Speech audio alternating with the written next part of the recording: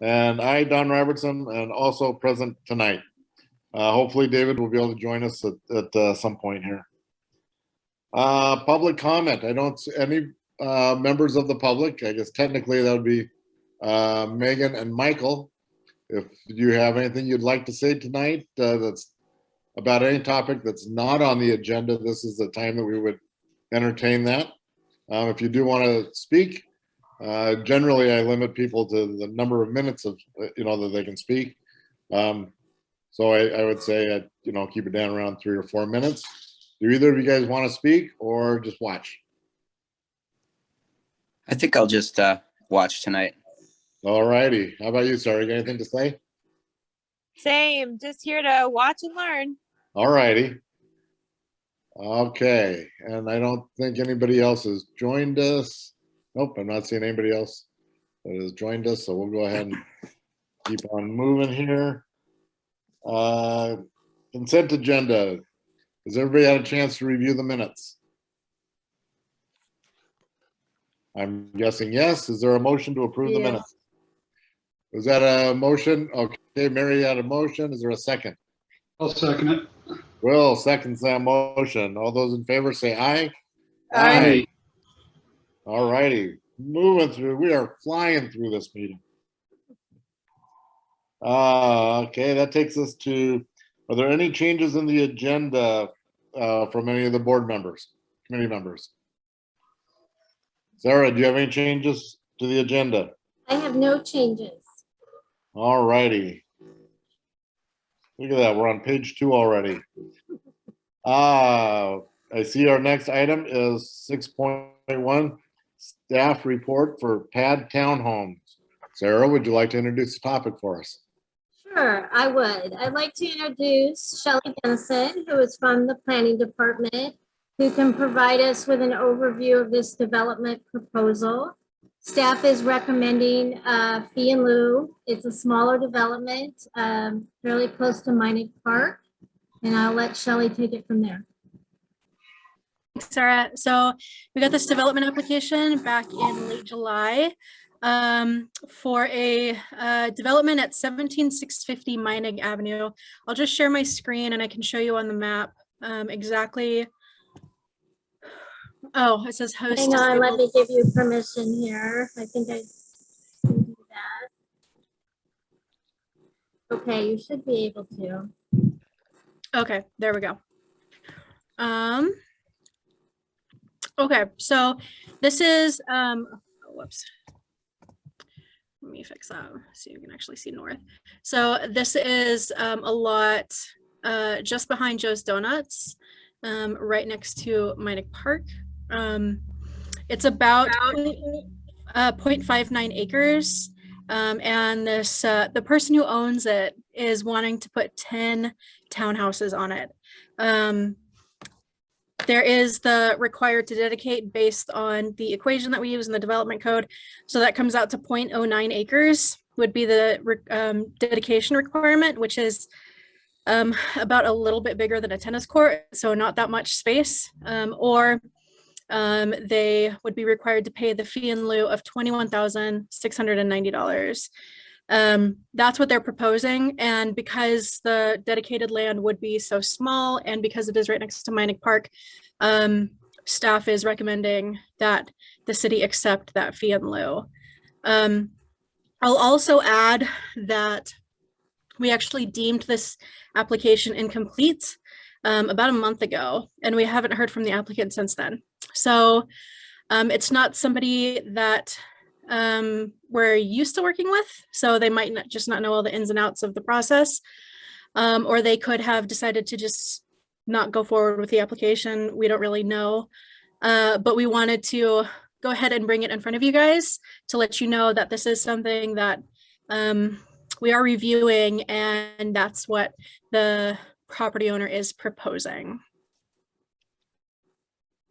Very good. Shelley, we had a conversation maybe a year ago, I think, about this property. One of the concerns at the time was access to the property. And at the time, the wisdom was that the developer would be asking for access through city property.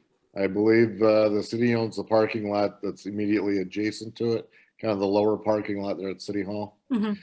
When I looked at the plans that we received, it looked like they had switched that around and were proposing an entrance off of 211. Yeah, that's correct. Yeah, that's going to make a sticky little intersection with Yep. 211 and Meinig and Tupper Yeah. feeding in from pretty much every compass point and a little bit more. Yeah, I agree. And it's already a mess. Hmm. Yeah, is that a concern for the? I mean, it's beyond our bailiwick. You know, it's not Yeah. our issue, but is that a concern for the city? Because we deem the application incomplete, we haven't really dove in to a lot of the details because we don't have the full application. But from what we've sort of seen on the surface of just reviewing the application materials that were submitted, that is one of the concerns that we have, yes. This is it would be, if it moves forward, it is a type 3 application, which means that it would go to a public hearing in front of Planning Commission. So there would be that opportunity for Planning Commission to weigh in and staff to sort of express our concerns to Planning Commission. It is an allowable use, however, isn't it? It is, yes. It's zoned, I believe it's zoned medium density residential. Let me just double check that. Let me see. Oh, it's actually high density residential in that area, Okay. since it's that close to the central business district. So it is a permitted use, yes. Well, and it's 10 units in less than an acre is going to be pretty Yeah. good. Yeah, it's a tricky property. I think the reason why it just hasn't been developed is because it is hard to make a pencil. And so, the guy who owns it now, I guess, is just trying to pack it with as many townhouses as he can to, make it worth his money. Well, I certainly hope he likes children's playgrounds. Yeah, seriously. This could be right next to one. Yep. Does anybody from the committee have any questions or comments or concerns? Mary, do you have anything? Just that entrance. That's my biggest worry, because in the morning, that intersection there is terrible. Mm-hmm. Yeah, that is a evening is just as bad too sometimes. So. Yeah. And weekends can be dicey. How about you, Sarah? Do you have any comments? Yeah, I agree with everything everyone has said so far. I think that intersection is already at its limits, and I would imagine just more chaos if something else was put there in that tiny spot. Yeah. I don't see a whole lot of good in that one, but yeah. I'll just also add, and I'm probably preaching to the choir, I think you all know this, that if this developer does decide to go through with this application and submit the rest of the materials and have us review it, part of that review process is having a third-party traffic engineer who is retained by the city to review a lot of those issues, including points of ingress and egress, to see what kind of traffic impact this kind of use would have in that area. So I hear you. And it's definitely something that if this application moves forward, I'm going to have the traffic engineer take a particular look at and make sure that's included in whether it's a recommendation to deny or a recommendation to have that point of entrance on the other side of the property. Yeah, we'll see what happens with that. very good. Thank you. Will, do you have anything to share? Not as it pertains to parks and trails, no. Okay. I have a question. Does it take up any of Meinig Park? No, No. Mm-mm. Okay. but it's going to be very, very close to the Leathers playground there in Meinig Park, Yeah. the big wooden one. So that's why that was my comment that I hope whoever is there likes children noises, because there will be plenty of them. All righty, well, I don't see a whole lot more hands or questions or concerns. Does anybody want to entertain a motion regarding the staff recommendation? I will. I motion that we accept the recommendation of in lieu of and instead of dedicated property. Okay. Is there any second on that motion? Yeah, I'll second it. And any discussion? Not seeing any discussion, so we'll call for the question. All those in favor say aye. Aye. Opposed? None? No opposed? Motion carries. Shelley, thank you very much. You did an outstanding job on that topic there. So why don't you just hang around and talk about the next topic for us? Yeah. Too? Just to double check, there's 7 of the board members or 6. We have 7 positions. Sarah's raising her hand and would like to say something. Yeah. Go ahead, Sarah. Oh, you're muted. Sarah, you're you're muted. Sarah.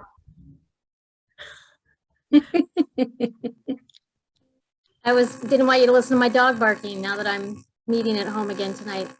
See? We do, Shelley, we have 5 seated board members at the moment. 1 is missing tonight, but we do have a quorum. Okay. So we're okay there. And before we go to the next topic, I just wanted to acknowledge my colleague, Shelley.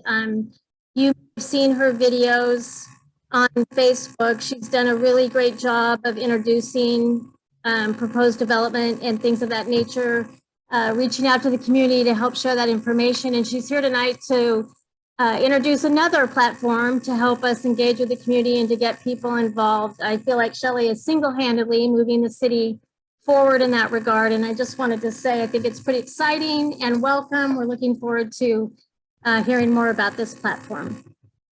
Yeah, thank you. That's really kind. So one of my kind of passion projects is increasing opportunities for public engagement. I think local government operates best when it's as transparent as possible with communities, and when those communities have real, meaningful, impactful opportunities to engage with city projects and government projects. So we've contracted with this company called Bang the Table. They're kind of an industry leader in public engagement programming, and they have a platform called Engagement HQ. And this is a platform that cities can use to create websites that community members can come onto, learn about different projects, and take a survey or drop a pin on a map or participate in a forum, or there's all kinds. Oh, bye, Sarah. There's like this whole suite of tools, engagement tools that you can use. And it's really user-friendly, really ergonomic. But the big lift is getting people to actually come to the site and to actually register and decide that this is something that they want to use. So something that the folks at Engagement HQ recommend is to start out with a featured project that is non-controversial, non-political, just like low-hanging fruit, white hat that everybody can get on board with. And so one of the things that they recommended was like a photo contest related to something with, you know, the city that you live in. And so I was thinking, you know, we want to launch this hopefully the beginning of October. So it's going to be fall. Parks are going to be really beautiful. What about a Parks and Trails photo contest for the fall? So that's something that we're really interested in hosting on this Engagement HQ website. We're going to call it Sandy Speaks. So yeah, we want to host this project on the Sandy Speaks website, and residents can come and participate in it, upload pictures, everyone can see the pictures. And so we're asking for 2 things from the Parks and Trails Advisory Board related to this. We would ask you to use your networks to kind of get the word out and to inform people that once the site launches, that, you know, this photo contest is available, that you can look at other city projects on this website and register and engage and share your ideas and ask your questions and submit your photos to this photo contest. So that's one thing we're asking for. The second thing we're asking for is if the Parks and Trails Advisory Board would be interested in actually judging the photo contest. I feel like that's kind of the most natural group of people to judge the photo contest. Because I mean, you guys are community members, so it's sort of like a peer, kind of a peer thing, as opposed to city staff or city council, judging it. And then also, I think you guys are probably the most familiar with Parks and Trails. So yeah, those are the two things that we're asking for specifically.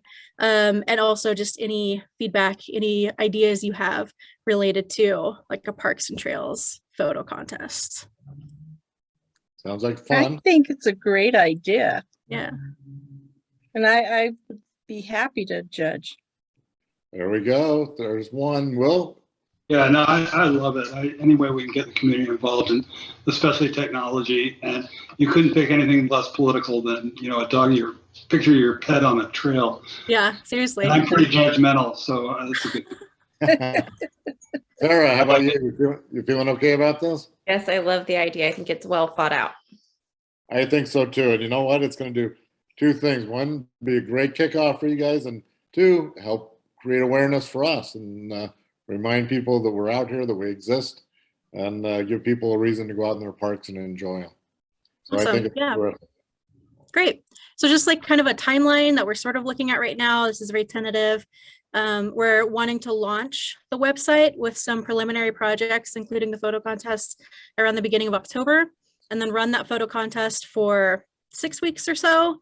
And then, so the judging would happen probably within 2 weeks, maybe the last week of November, first week of December. Obviously, if all of you are going to be out on, Thanksgiving holiday, we can sort of rework that. My standing desk has a mind of its own. Yeah, so that's kind of the preliminary timeline. Sounds good. And I'm assuming that staff will be the ones that develop all the rules for it also. Yeah, so I've kind of put together a few preliminary rules that it needs to be in Sandy. Let me see what I put in there. I think I also thought it would just be a good idea to say, if there are any children in your pictures, they either need to be your children or you need to have permission from, their parent or guardian. If you guys have any other ideas for, guidelines or anything like that, that would be really great. I think I would take a look at either the current recreation registration forms to see if there's anything on those about allowing us to take pictures or to use pictures. If not, then we should definitely get a signed release from parents, even if it is their child. Okay. Sometimes families get a little weird about stuff. Sure, yeah. And you never know what all the dynamics are. So it's just nice to have a release from, We do have wording in our waiver about rights to photographs, and Shelley, we can work on that. Okay. Maybe we can talk about it, but there's maybe a way to people to register and acknowledge that waiver through Sportsman potentially. Mm-hmm. I don't want to make it more complicated for them to have to upload their photo, but I don't know, maybe we can put even a link on the platform to somehow take care of that. Yeah, and I think Shelley's point of, if they're just randomly taking pictures of people out there, they should, let them know what they're doing. And so there needs to be some kind of a waiver there for non-custodial parents to, Yeah, that's a good idea. Yeah. Okay, great. Well, I am very much looking forward to it. I think it sounds like a good time. I hope people get out there and take advantage of their parks, and maybe they'll go see some place that they haven't seen before and check things out. Yeah. So anyway, thank you very much. Yeah, of course. Thank you guys. And thanks for joining Thanks, us. Shelley. Yeah. See you I'll guys. circle back with you. Okay. Old business, I do not see any, but I see a couple of staff updates. Sarah, would you enlighten us? I do. I have a couple staff updates. So it's been a while, I think, since we've even really discussed this, but I think as most of the board knows, there is a vacancy in the directorship for the Community Services Department. It has been, the job has been restructured into a more traditional Parks and Recreation Director position. And we had a pretty good result from the recruiting efforts, and the city will be beginning interviews next week for the candidates for that position. Dawn will be sitting on the community panel. And I have the opportunity to sit on the panel with other employees. So probably, I would think within 3 weeks or so, we may have an announcement about filling that position. Dawn, I don't know if you wanted to add anything to that. No, I'm very much looking forward to being able to review their credentials. My understanding is it was narrowed down to 5 candidates. I think I heard rumor that one may have withdrawn, so we're down to 4 candidates, if I'm correct. And so I'm real excited about it. I know I am certain that we'll find some good talent there, and look forward to getting this process going. It'd be great to be able to fill that position, especially as the Parks and Trails Master Plan is about to be adopted by council. There'll be a lot to do. So good timing. Perfect timing. Absolutely. What else do you have for us, Sarah? I just wanted, this is nothing like, time sensitive or anything, but, Shelley, who just left the meeting, she's also heading up sort of the Bee City effort for the city. And every year in the community garden, although it's been selling out the last couple of years, there's always a couple that, maybe 3 to 4 beds that never end up really being tended to well. And I would like to grab one of those maybe next spring and turn it into a pollinator garden with some educational pieces that we can direct the community to, and just as sort of a showcase for what pollinators can do and to support the efforts of our Bee City designation. And I just wondered what the Parks Board input might be on that. It would mean taking a bed from the community garden and sort of creating a separate focus for it. I think that's a wonderful idea. Anybody else have any comments on that? Will? I like the idea. All righty. Sarah, do you have any comments regarding that? I think it's a nice idea. Okay, Mary? Yeah, I'm all for it. So am I. I think that's terrific. Okay. I'm going to set one aside, and come spring, I'll work with Shelley and we'll plant some good pollinator plants. Sounds good. Those good old pollinator plants. Yeah. Okay. Anything else for us for this evening? No, I did want to invite Megan and Michael if you had any questions. This has been a pretty light agenda. But we get a lot of these proposed developments, and with the Parks and Trails Master Plan on the horizon, I think there's going to be a lot of fun things for the board to do, over the next couple of years with regard to developing some of our park area. So I didn't know if you had any questions you wanted to ask board members, or Dawn as the chairperson, or myself as the staff liaison. This would be a good time. It's only 7:25. This is some kind of record, so. So Michael or Megan, any questions or comments? I think that this just shows I have some learning to do, kind of the relationship between the advisory board and Parks and Rec and things like that, which I don't know, it might be more complicated than you guys need to get into now, but I look forward to kind of reading up on exactly the role that this particular board plays with the city of Sandy and everything, to make sure I understand it. Well, we are in charge of all the rocket science that the city does. Nice. Anyway, Michael, do you have any questions of us? Oh, I enjoyed listening to you guys, and I'm really excited about learning more. Excellent. Well, I hope you both get your applications turned in if you haven't done that yet. They've done that. And hopefully we'll get that considered. Get some people seated there. I just heard somebody second it in the background there. Yeah. Yeah. Ava always has a lot to say. Yeah, well, that's the way they are. Kids, huh? So anyway, well, with that, I believe that we may stand adjourned. Thank you very much. And we'll see y'all And